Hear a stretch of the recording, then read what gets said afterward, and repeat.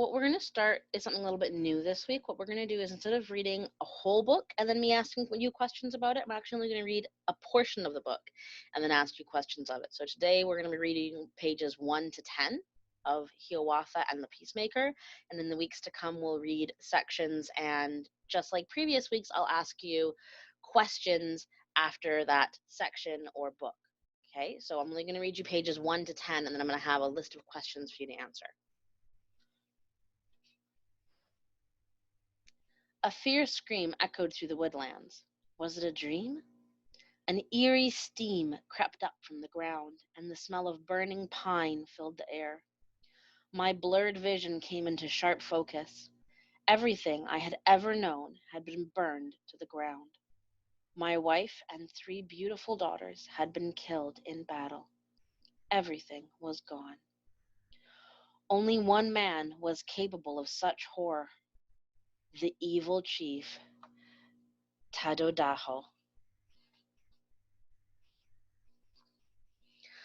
I took shelter up the river. I had only a small fire and a place to sleep. I dressed my wounds with leaves I gathered from the bush.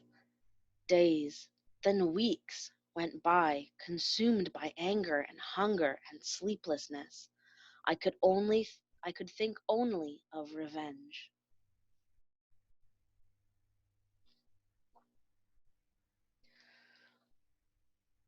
The sun rose early one morning and burned the mist off the river. It was as if a path had been cleared for what happened next. A blinding reflection came off the water, and from it a man paddled gently towards me. As he reached the shore, I realized the reflection was caused by the sun hitting his hand-carved white stone canoe.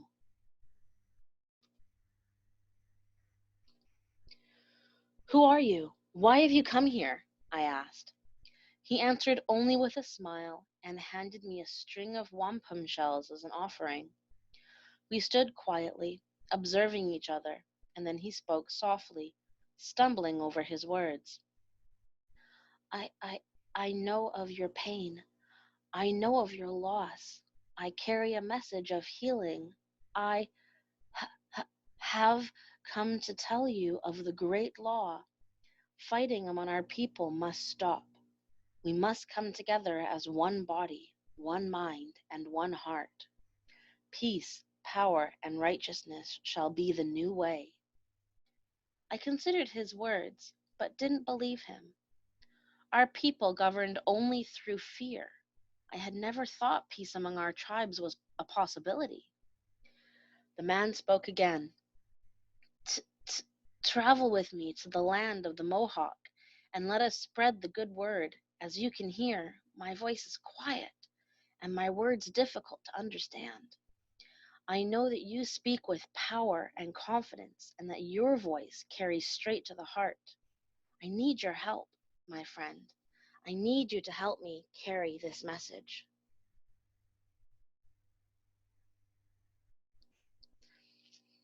I agreed to travel with him and help carry his message. And so I, Hiawatha, came to tell the story of the great Peacemaker. And that's where we're stopping today.